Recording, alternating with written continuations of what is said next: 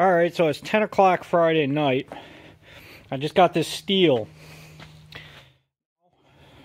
It's for a row hipper, or a disc killer I'm going to make out of it. I was going to go down to our property tomorrow and plow, but I didn't think I was going to have this steel today. So I wrote that all off. But now I got the steel, so I better get to making what I need to get made here. So how this works, this is I bought these parts from Agri Supply. This is like a coupler thing. It has to slide on, this slot is supposed to slide on this square stock here. The square stock is supposed to be 1 3/8 by 1 3/8, and that's what I ordered. But they gave me 1.5 inches, so it doesn't actually fit in this. So that's a problem. I got to deal with that. This is what the actual, this is the actual like hipper thing. It's just a disc that you put in. People call them disc killers sometimes, or row hippers. So the disc, that rod goes in this hole, and then this thing slides on the bar. And when the whole thing's assembled, you'll see. Let's see what it looks like when it's done. Yeah, but right now I got to do a few things. Now I was going to bring all this stuff to my brother's house because the portable bandsaw that I used to have here is his portable bandsaw, and when he moved, he took it with him. So I asked him if I could use it, and it makes sense because he lives right around the corner from the property where we are going to be farming and stuff. So I have to bring all this stuff there anyway, so I might as well just build it there. Now the problem is, like I said, that stock there is too small to fit in this coupler thing, whatever you call it. So because it doesn't fit, I'm going to have to face it down on the mill. Now I could just widen this up to fit, but this is a standard part from Agri Supply, and I want it to fit. So, like if I break one of these, I need a new one. I don't want to have to modify every one of these I get to make it fit the setup I have. So I'm just gonna make this to spec, and then we'll be fine. So I gotta cut a couple pieces off of that. Now, like I said, portable bandsaw my brother has. So we're using the good old Sawzall. Technically not Sawzall, because although this is made by the same company that owns Milwaukee, Milwaukee's the only one that's called the Sawzall.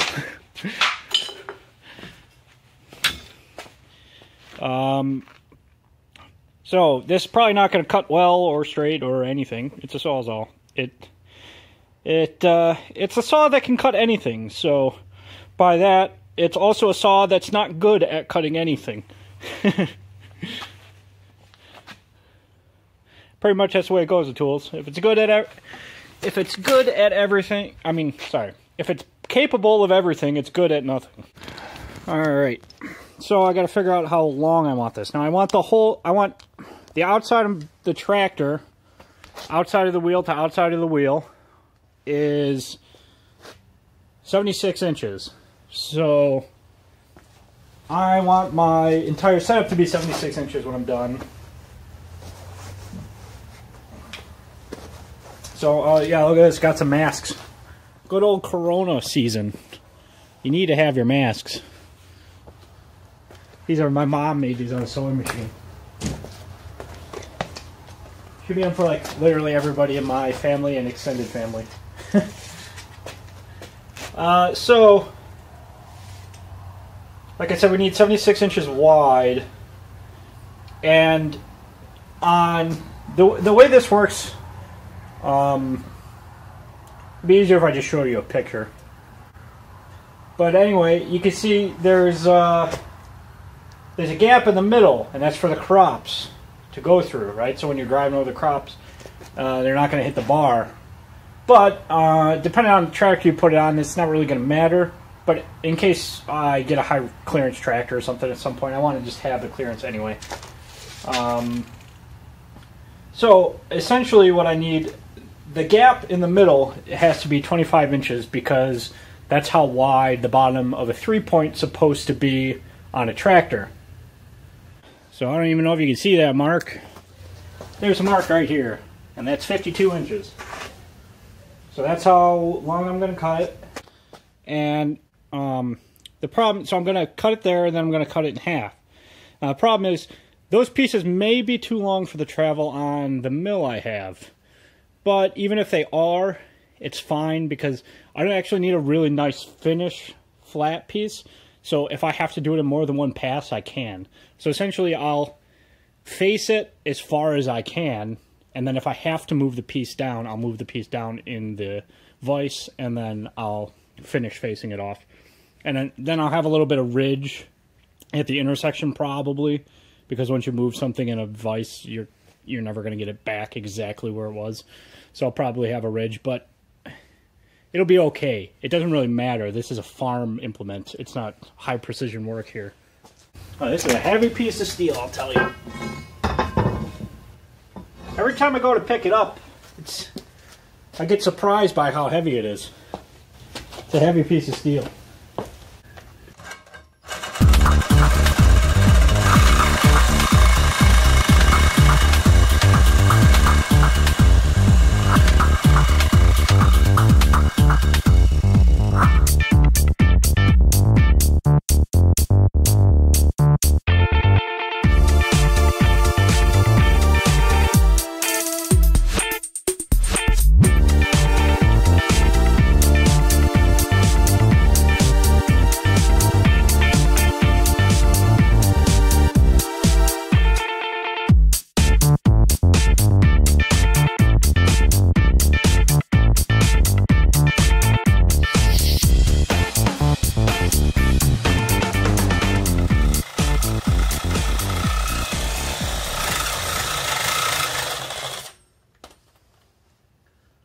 Holy Christ.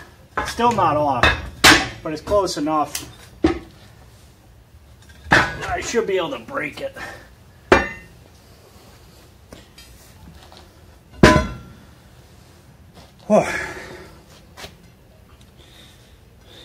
I'll tell you, if you're a person that has a Sawzall and loves to use your Sawzall and everything, that's fine. But if you use it for jobs like this, ever, don't. You could buy a portable bandsaw at Harbor Freight for almost nothing. The blades for them don't cost that much. The blade for these things are incredibly expensive. And I'm gonna basically cook this blade after this job. This thing's probably toast.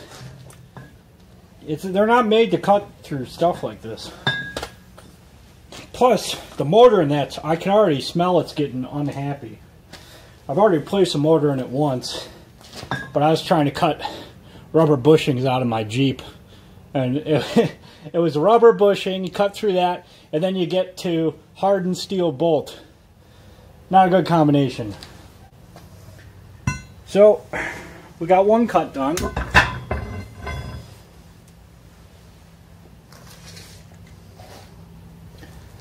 And now I'm going to cut it in half. It should be 26 inches, assuming I cut this to 52 like I tried to. It is 52, so 26 inches. Like my tape. You can tell it's a little bit used. It's been around the block a time or two. Actually, I don't think it's ever gone around the block. It's a measuring tape. They usually don't move very far on their own.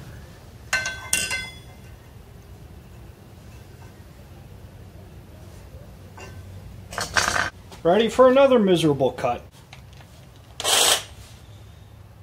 I'm afraid to use this right now. The motor is quite warm. The problem is this thing, it barely has a fan in it. It really could use better cooling. I gotta let it cool off a little bit. Okay. Now I'm going to use a plasma cutter while I'm waiting for my Sawzall to cool off. So I got this piece of flat bar rigged up in the vise, kind of janky. And I was just going to do this all outside, but the problem is, so I have the plasma cutter, right? I'm in that outlet. That's 30 amp outlet. It's 110, right? So this plasma cutter does 110 or 220, but I don't have the right pigtail for the 220 outlet that we had. There is a 220 outlet back there behind the welders that we run the welders on, but I don't have the right pigtail for this plasma cutter. I really should, you know, buy one, but I haven't. So you can see here, this cord, this is a 220.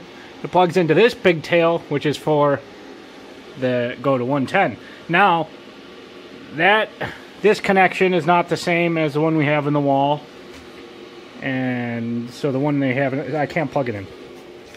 So I gotta run on 110. But because I'm in that 30 amp outlet, I'm good. And my compressor, which is way over there in the corner, you can't see it, it's behind a pile of crap.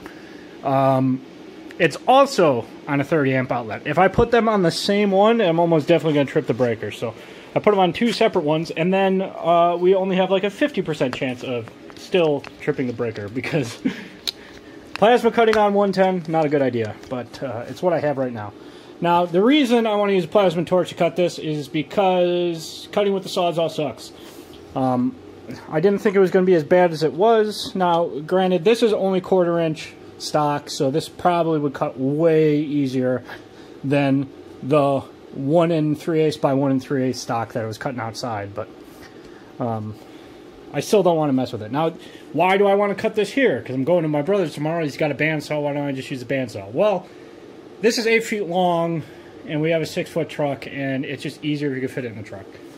It'll fit diagonally almost, that's how I got it home, but I'd rather cut a little bit off. And since I know I'm going to use some, I might as well just cut off a bunch. Alright, now that line's in there. Now the problem with a plasma cutter is, first of all, it's not really easy to cut straight, and second of all, even if you do cut straight, the line might get burned off by the heat of the plasma cutter. So what I like to do is just take, I usually put it this way, actually. You would think this would be nice, but the, where'd it go? The head of this is so bulky that this is actually kind of not nice. I don't know. I think it's easier to get a straight line if you do it this way. And what I do is I put it like pretty close to the line, like that. Get it started, and then I want to set it essentially so just the tip here is just offset enough that it'll cut, the center of it will be on the line. So it's got to be down a little. That's too far down. I should have just left it where it was. It was near perfect.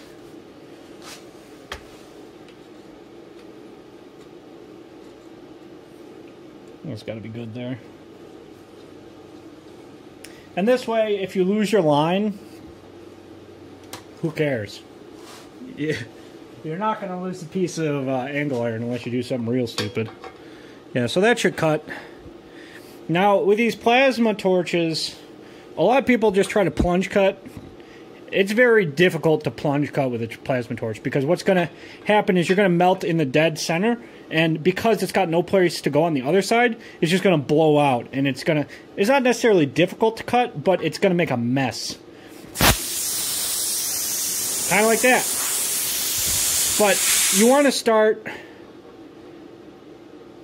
by the edge so it's got somewhere to blow to. Now I've got some dog food bags down there that maybe shouldn't be there, but I'm going to risk it, because it's actually very difficult for me to get over there right now with the camera where it is and with the thing where it is. So I don't think it'll be a problem, and if it is, I have a fire extinguisher right here, so not a problem.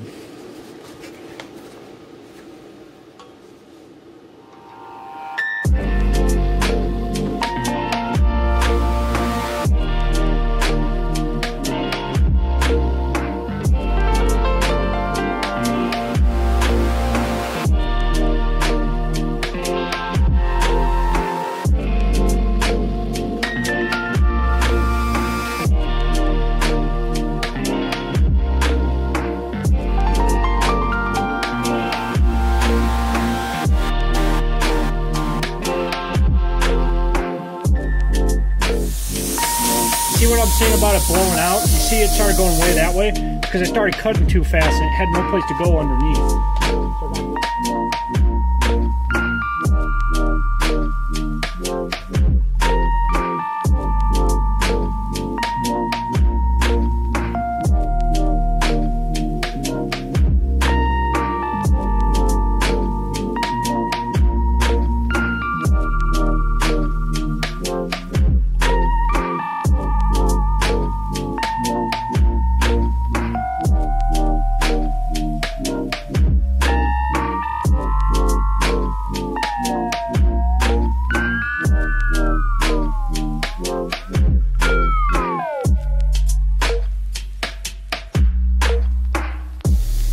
That was real awkward for me. I was trying not to be in the way of the camera, and I couldn't really get to it well. But you see, this side looks real sloppy, and it's because right here is where I stopped. I'm not touching this, by the way. I'm just putting my finger near it. If I was touching this, I would be burning myself badly. It's very hot. But you see right there, that's where I had to go back. And you don't want to have to go back because it makes your line much uglier. And a similar thing happened in here. So, and really what's going on here too is I'm not melting enough to get all the way through in one nice clean cut. Like I said, I'm on 110 here. It's not really enough. You need a higher, you need more voltage than that. So it leaves a little bit of crap on the other side. Usually you can bust it off by doing what I'm doing, but it's not really working on that part. But yeah, so this isn't like an ideal way to cut it. Hopefully tomorrow I'll be able to cut on 220 maybe. Oh no, Tom doesn't have, he doesn't have the right connector either, so I guess maybe I'm just going to cut like this. Maybe I'll do it in a spot where I can see what I'm doing easier and put the camera in a better spot. But I've gotten much nicer cuts than this with that plasma cutter before. Just not this time, so. We should be cooled off enough out here to finish sawzalling. By the way, all my Jeep stuff is apart here and everything. You probably noticed. There's my engine block. I'm making other videos about doing the Jeep motor. It broke 2 piston skirts. All the pistons are right under there, and 2 of the skirts broke off. Everything else is fine, surprisingly. So I'm going to cut this last piece here. I guess I'll show you from this angle. You probably can see better from this angle. The line is right there, right where that steel is. And then when I'm done cutting that, I just got to face the stuff on the mill, and then I'm done for tonight.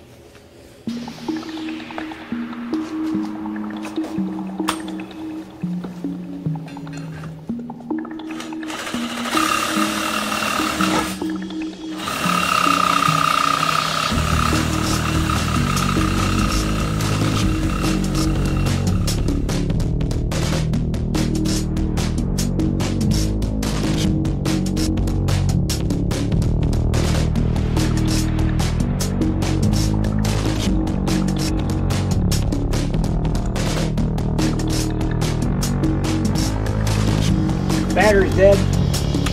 Or I fried the motor. Hopefully the battery's dead. Yeah, battery's dead. If the motor was dead, it wouldn't be the first time.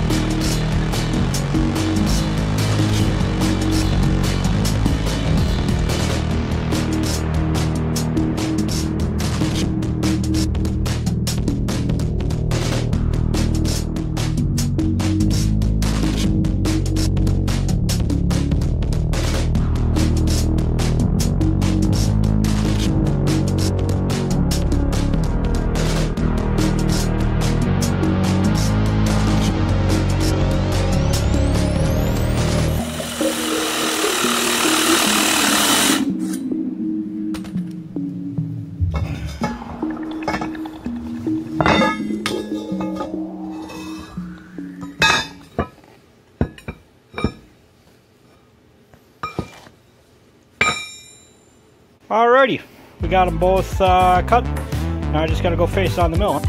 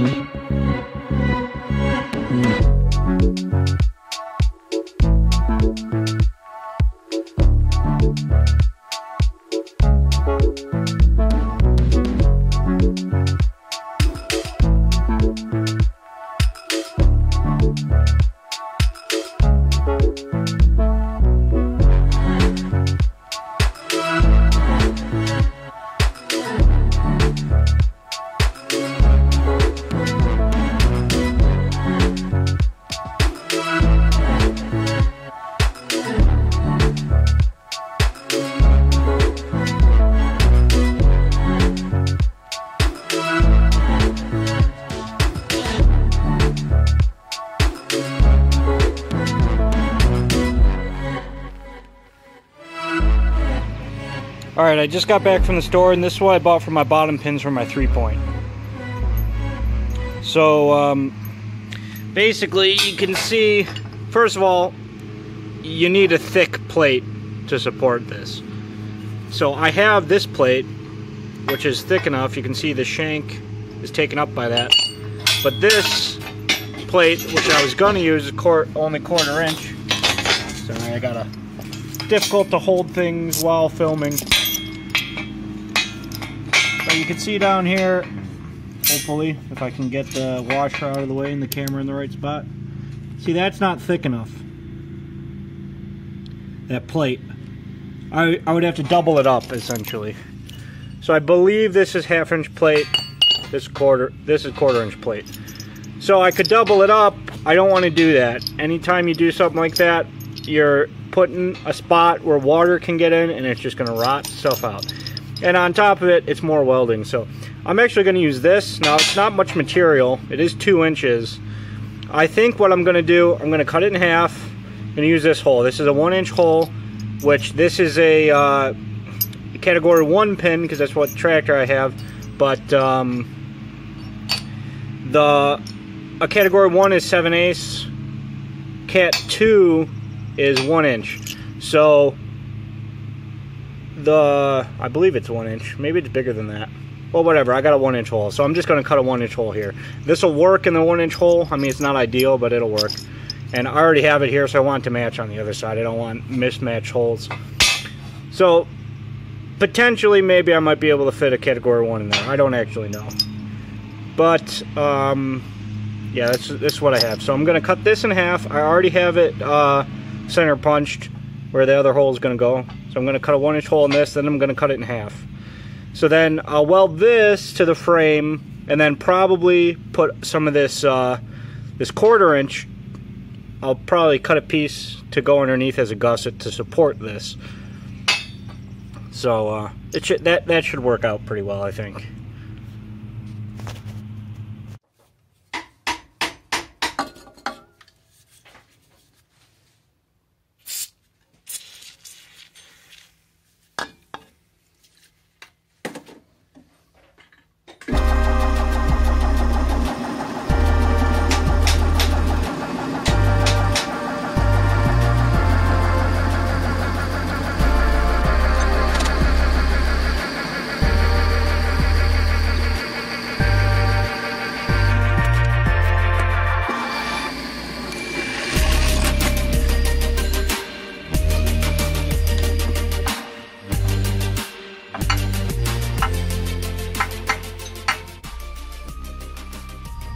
Alright, so here's the deal.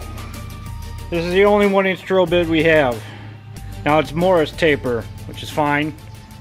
This is also Morris taper. Hopefully this will fit in there. I'm not sure what size Morris taper this is, but it's something. It's a size. The problem is I don't have a knockout, but I do have this thing. So I can cut this into a knockout, so that's what I'm going to do. So I need about that much, and this is about that thick, so it needs to be thinner at the end.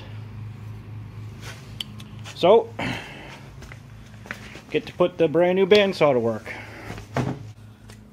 Alright, so it's got taper from like yay big to bigger. So I'm going to give it like that, much of a taper. Now hopefully that'll do it. Now luckily it worked out that this side's a little bigger. So if this side's too small, I'll use this side. So it doesn't really matter. So the way you can't really see, the way that this system works, see, I got that, this is my power switch for the portable band saw here. So all I do is I chucked it up in the vise, and put a zip tie around the on button, and then this becomes a power switch. So you just turn this on and it's on, turn that off and it's off. But I'm gonna turn it on and leave it on and speed her up a little. and then cut a little.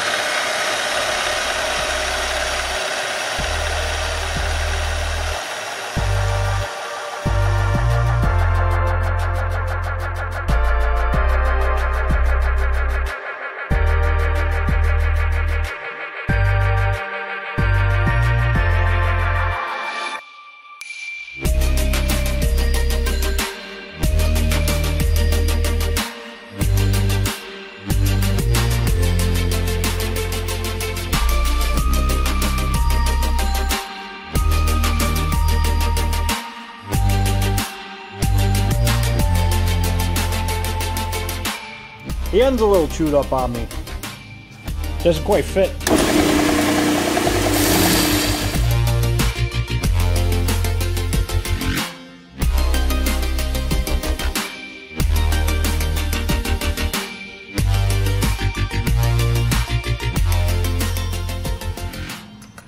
Slides right in.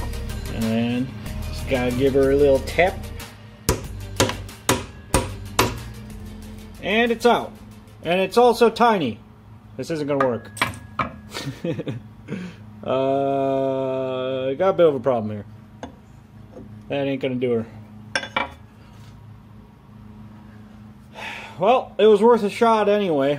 This is like a Morris Taper 1, I think. I was hoping for a 3. That's a Morris Taper 3. I keep moving out of frame here. You can't see what I'm doing. Well, in that case, oh, this isn't gonna fit up there. I still got the wedge in. Well, I'll put her back in there, I guess.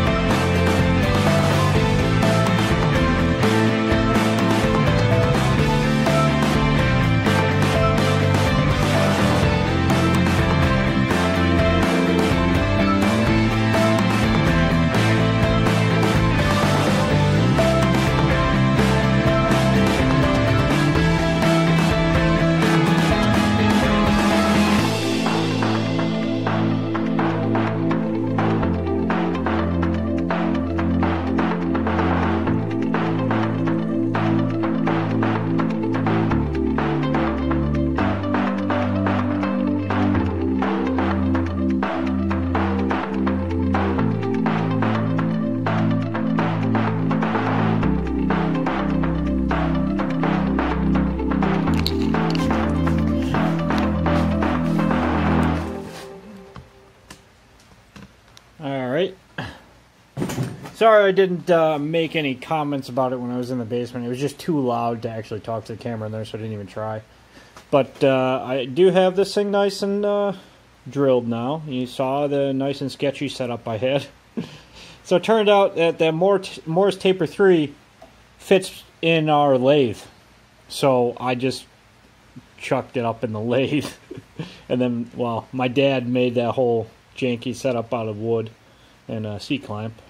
And then I just used it to drill the hole. So, you know, I did whatever, I don't even know what size the first hole I drilled was on the drill press just to get me a nice center.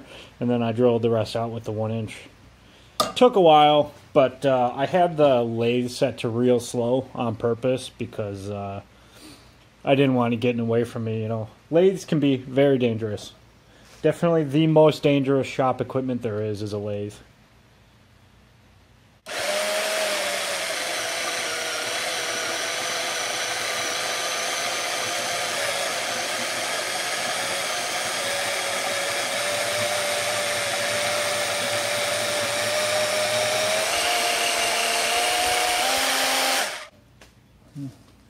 There you go, nicely cut 2 pieces, ready to eventually be welded on once I get the frame all built up. So what we need to do essentially is the hiller looks like this. Right? This right here is the piece that is right there.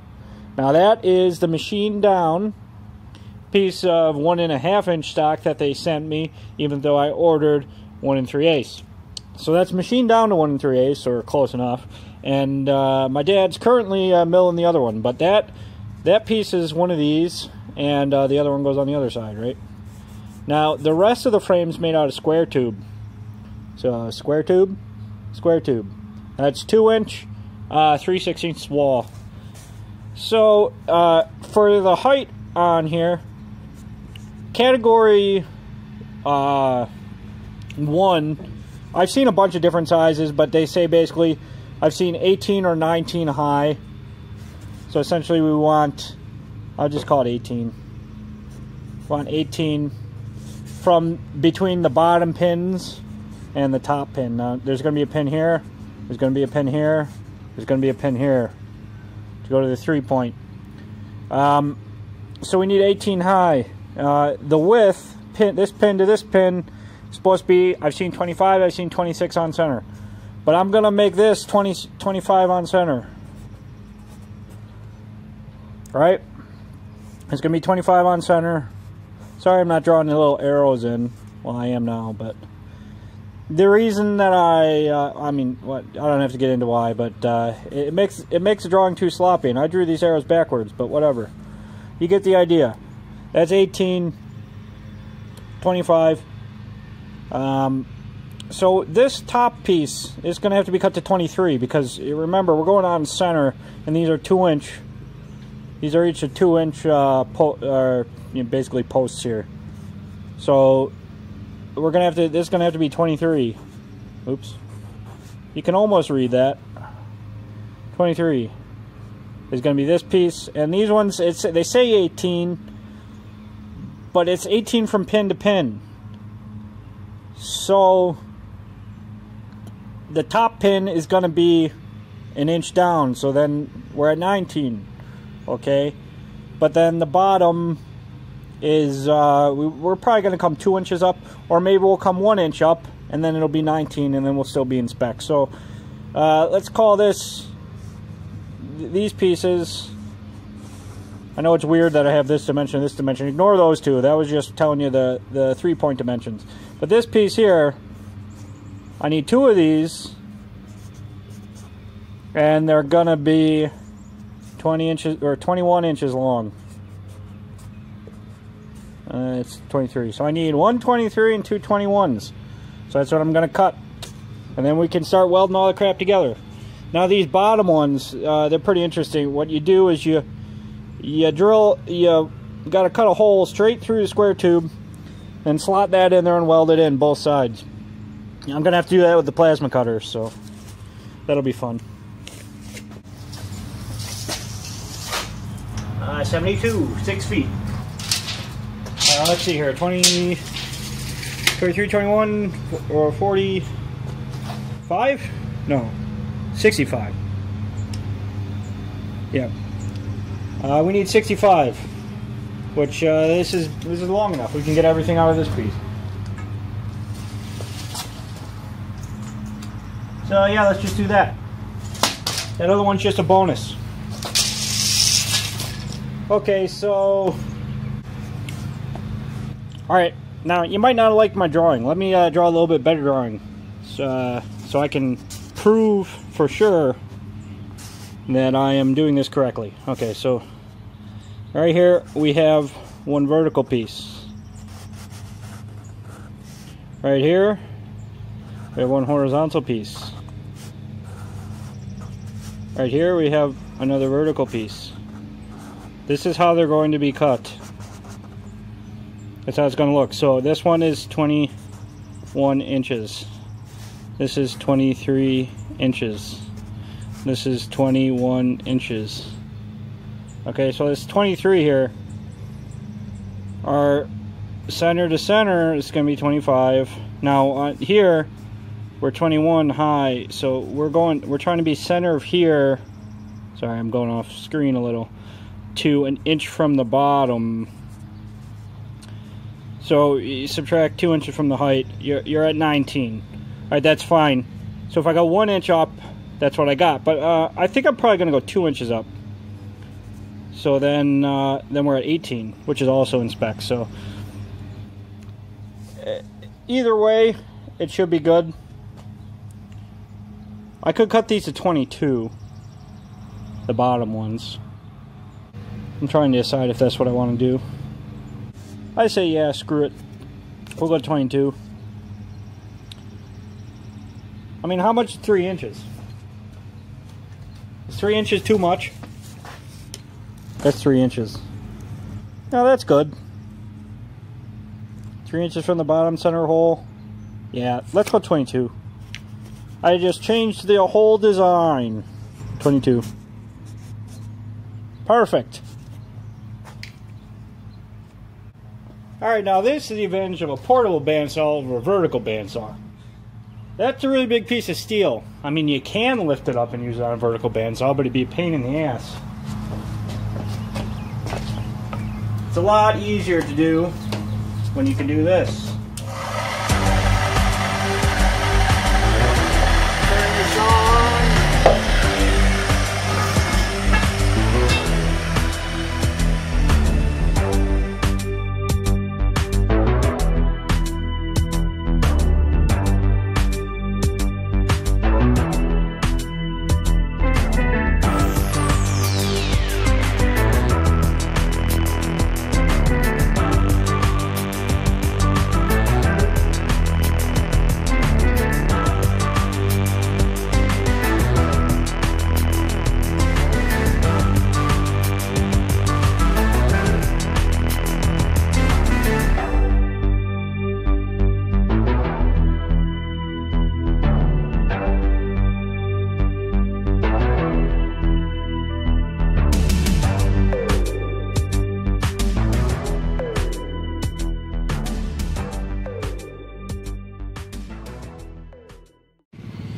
Well, these are all cut. I was going to go to weld them up, but I shouldn't weld them up yet. I still got to cut the holes in for the square stock. I could cap them. I don't know if I'm going to cap them. I was thinking about capping both sides and capping everything so then water can't get in it, but then your problem is if water does get in it, then water can't get out of it, and that's worse. So I think I'm just going to leave it open and let water just run through the top. Yeah, it's less welding also, so. But I do still have to drill a hole in the side. Alright, it's been several days and I did not get the row hipper done in time to go use it the day I was trying to build it before. But we do have a actual plate on the bandsaw now, so it'll be easier to cut stuff on this. And now I'm gonna just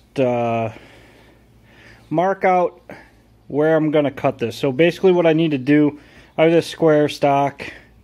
I need to cut a notch out of the bottom of the square tube so that I can set this in there and weld it in.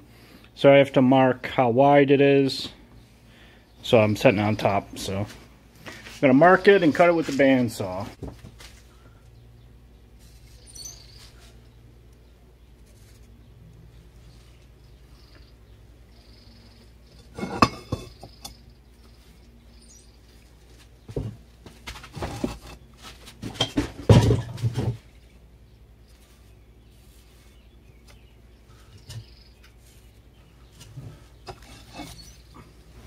I have to make sure I'm deep enough. So I'm going to cut it with the bandsaw partially, and then I'm going to finish the cut with a plasma cutter to do the top, because this line is going to basically be impossible to do with the bandsaw.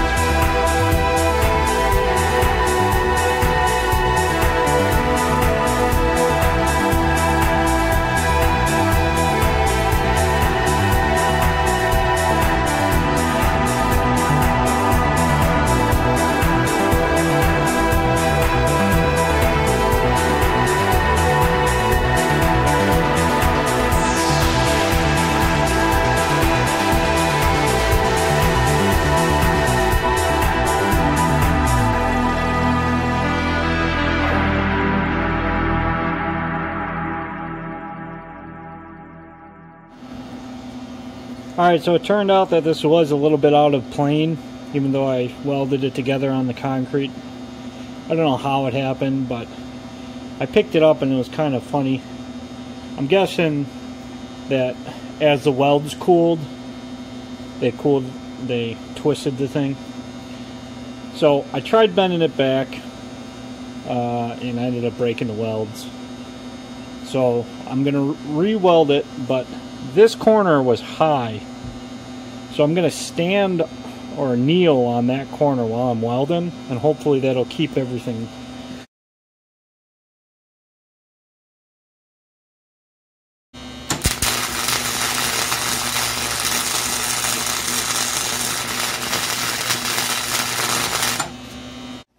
Alright, I got this plate marked up for, this is going to be top link, and then I already cut this off of it. So I cut this with the plasma torch earlier. I left a jagged edge, but that's fine because I'm just going to weld here. Usually you want to, there's probably some slag on here. Usually you want to try to get that off before you weld, because weld doesn't like to go through slag. So I'll probably grind this a little bit better before I weld it. But essentially, I'm gonna cut these two out, and then this is gonna set on top of it to like box them, sort of. You'll see when I get to it. And this right here is gonna be 2 gussets, so I'm gonna cut this square out as 4x4, and then I'm gonna just do a diagonal cut and get the gussets out of it.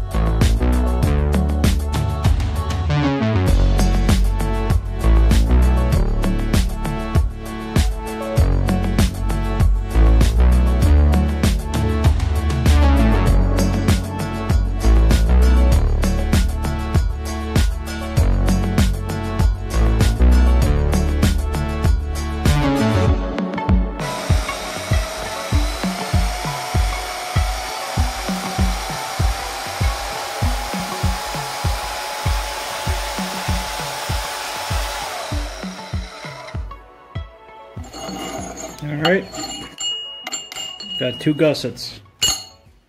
Alright, so I got those 2 plates in here. As it can be the top link bracket. It's going to be made out of those. This is the top link pin here. So this is 3/4. And this drill bit I got in here is actually 50/30 seconds, I think. 51 30 seconds. I don't know why I'd be listening 30 seconds if it wasn't like 51. 25 30 seconds, my bad. 25 30 seconds, that makes more sense. That's 50 64ths, which 48 64ths. So it's a 30-second over, right? 24 30 seconds is 3/4. So we're 30-second over 3/4. So there you go. I'm just going to drill straight through the whole thing. Now, I put this piece of wood in here. This is just a paint stir. The reason I did that is because I'm drilling 2 plates at the same time. These plates are not the exact same size, and even if they were, you'd never get them to... I mean, there's no way you would ever get this jaw of this vise to grab both of them.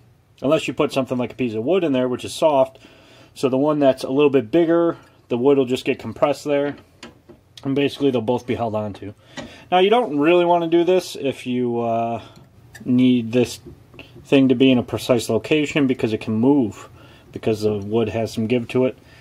But we're just drilling a hole. It's not high precision work here. So hopefully I can get it done.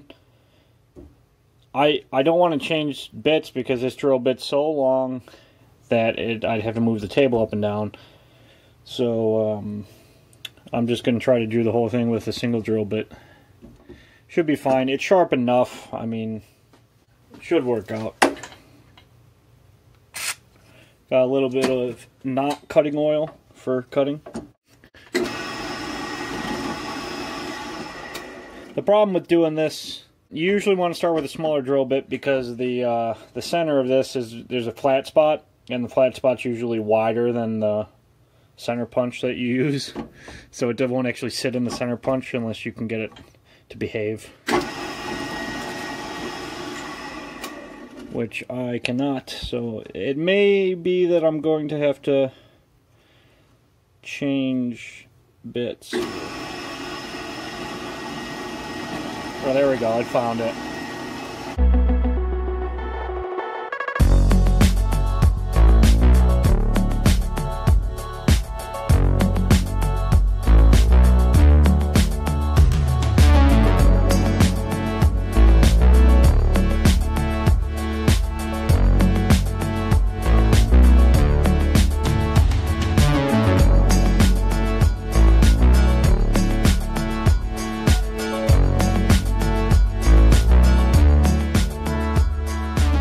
These are ready to go now. And just make sure that our pin fits, which it should, because I drilled these a 32nd over. And would you look at that, it does fit. It's good to go over. I didn't want to go way over, but this way, you know, if my welding isn't perfectly aligned, I got some slop. And I can guarantee you my welding is not going to be perfectly aligned. So we want these to be set as wide as they can, where the pin will still latch. Because I'm not sure how wide my top link implement is. So I just want to go as wide as I can go.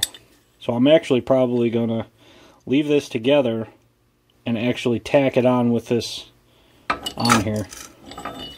All as one piece. Alright, so I got this marked out where I'm going to put the top link. The total width from this here to here is 27 inches.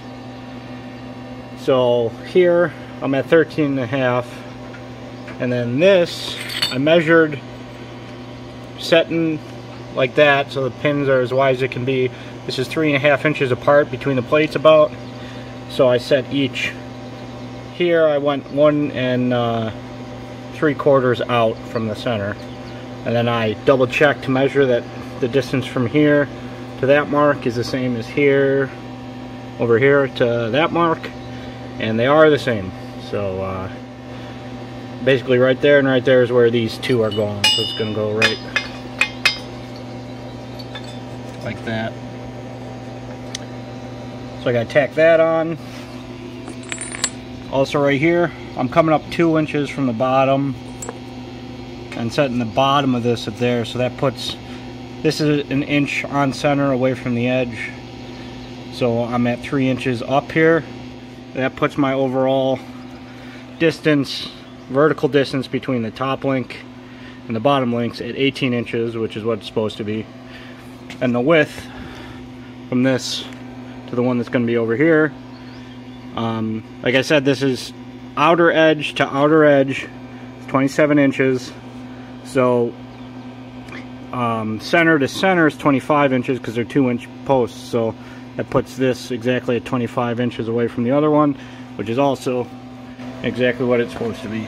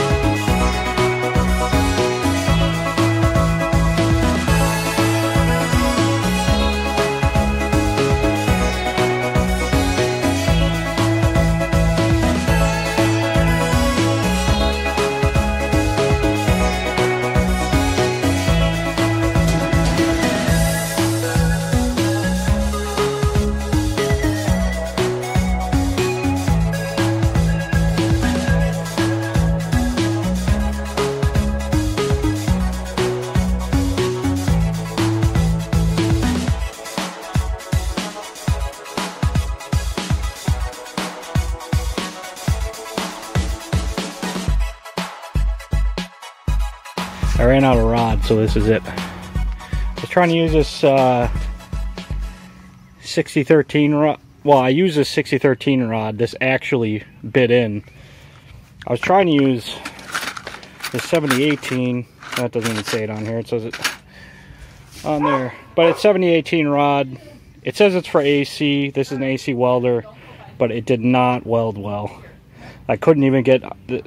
It would just stick or do nothing. So, yeah, I don't know. I have a lot of this shit too, so hopefully I can figure out how to use it. But I have used this before, actually. I welded my truck with it and it worked just fine. I don't know why I'm having trouble today. Maybe it's because this metal's not clean. But the metal wasn't clean on my truck either, so I don't know. But it's good enough to go. Obviously, the welds are pretty ugly in where they are because I was welding extremely fast because I'm trying to get this done I want to get down to the property and use the thing. So I'm also going to put some gussets in here. I didn't do it yet. I'm just going to use it as is. I think it'll hold together fine. If it doesn't, come back and weld it, I guess. But this stuff, I got really deep penetration on these welds. There's a weld here, it's in pretty well, and then I finished it up there because that was off target. It kind of trailed off to the side. This one's okay. They're dirty.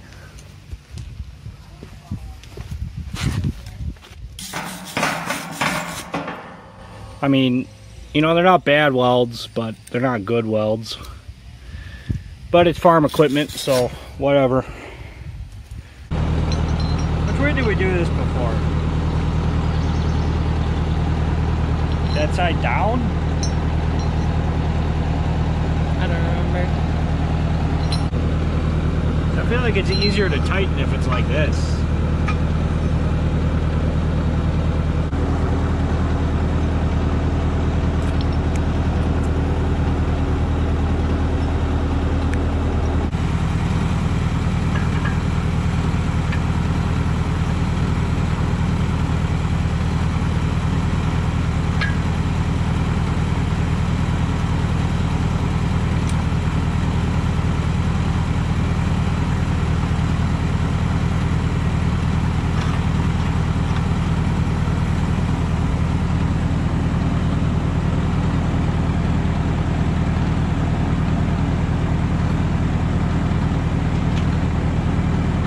Remember how wide we put them.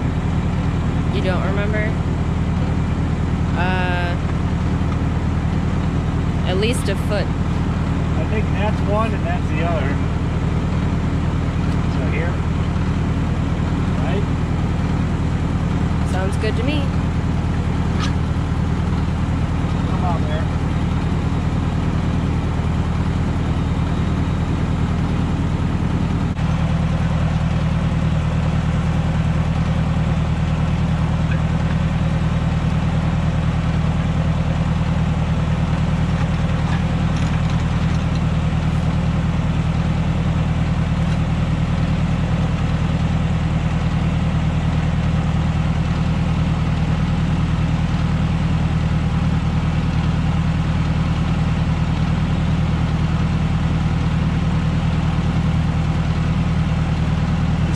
Lower than that one?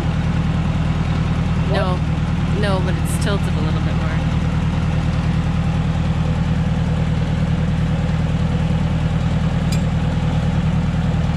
Do you have to tilt it more?